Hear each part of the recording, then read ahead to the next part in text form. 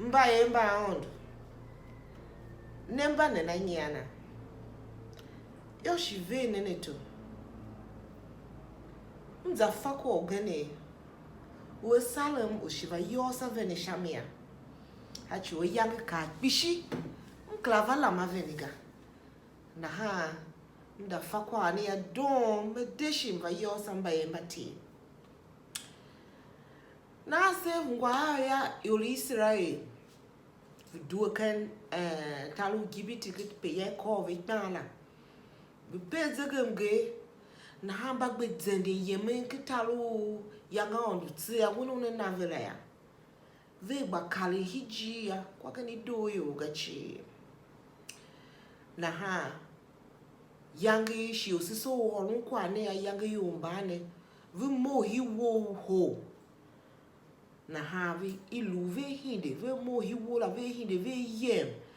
Ve da ningi italu edon. Ve dingi ukle kpekpe u na hana ve yem. Yinkpe ngere manya. Ifi nyala. Ne umbu ya kijime yamba de kana ve ne me. Yange ondu wasi ve avulu. Duwe kitalu gibiti la ve pe. Ifi nyala. Sha weku ge ku ondu je. Na hamba pele ya. Ve bakalen kitia igene. Na yange va pe ifi nyala. Ve ka hitalu edom ya. Edom venda. To ve venda wone ve de kala wone kita gachi. Yang ve zambe je ve ya. Ve ya ve aluzeni nya ve pa ye nkwa ya ne ve kimbi. Aye yoli edom kwa ya ve kimbi pa yang tolu edom venda. Ele luongo ve Israel na ha pa yang venda. Wone ve de kala kita naga. Na ha yo ba ya ve ka pe yang va nyo hi wo ho ve hin lu shi ve hin de ve yem ke ve da ningi edom ke le pepe ve yem ke pe ifi nya hi pe ifi nya la ye ka la do yo ba ga chi.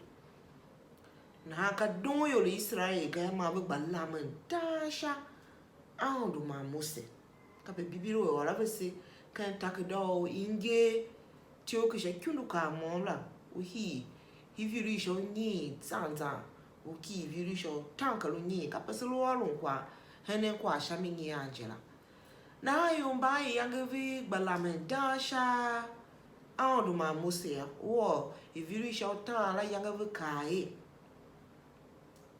ma kanyi neve ye na ma ni va duwe vesi ke talu gibiti esi va kpe ke ta kyongo na hana gadi ya kwa ya kpango ga ngeri mama pamaga kwa ya no nja gane tu se shimaje kape ya yo bavlo lama oro jene na ha yanga ba oro kwa na ha ya kwa la yang vion don avega na ha ondo ma tindi ve yo bone iyo la magba tendi nyima yo ba nyima yo Israel nyima yo lugbe nyima yo lugbe yo ba ma da ka fesi e pe beve kwa po ka lyam beve lam dane ma hina ondu ya kwa la ka shobi ka kwa bote ga kwa we o ya ka kwa bojela ga ba ondu aru we ko vija shiki ondu ya ka shin la shobi we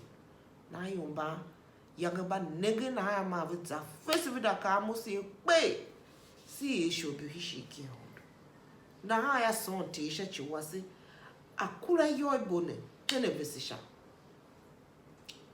Toma, mose ba hindi manda son sha chuyo hishiki ondu na ha mana ondu yang zungove mwono ka mose wone azada ke yo itogula ada na ha aye hambi shagbo ye gbo kula na hambi yo itogula la shagbo togula ke zo umba ya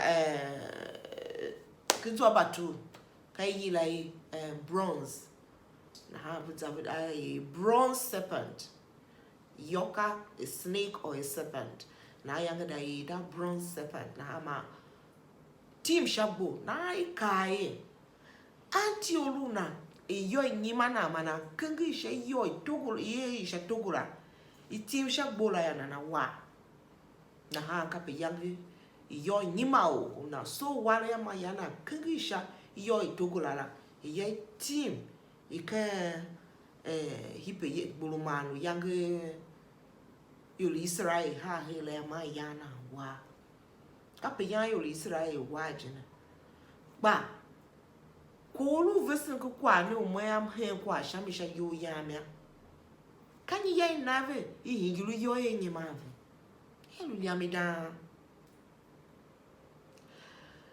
yange yomba sembe hemba yomba gani itia sha tahambo hondo yange bu bason bu ka hondo alu wasese mo wasese mase hemba yomba mase tinve na hondo yanna yuli Israel ya yave tin kiyo la chi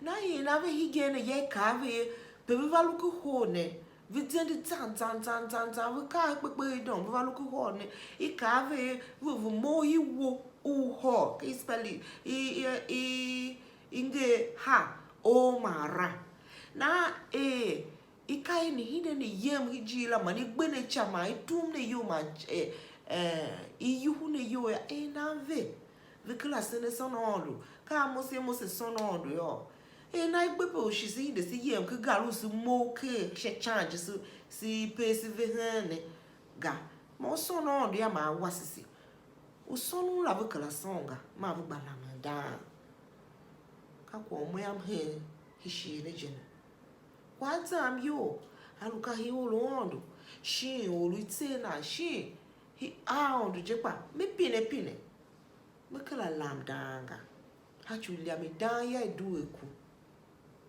but she ya we sono ondo ye mbaka za yo ya ondo ya nave vi hemba itiambi za yo la but she no vuva you pine mlu ondo ma chokya ya ondo eve kwala ve hile ve she ondo ka eve mo hiji la vi hinde vi yem kijime she ondo awala mo se ka ve hinde vi yem kijime pe yang vi ya cha bi pe ve hiji vi la ya kala doon ondo ave go mi nyora yo ko kwagh on bana ya hige mbaka bakisika kasi lamdanje kwa kuni zase yo ya upinela sikula pinega situwa ga se lamda na nimba ondo semba ondo ya si hene kwa shako yo ba ne ngwaga kwa za yo ya pine te sono ondo wo kwane na ha ashiu mara za yo na ha ondo maningi shami ondo yo na kone ningi shakwala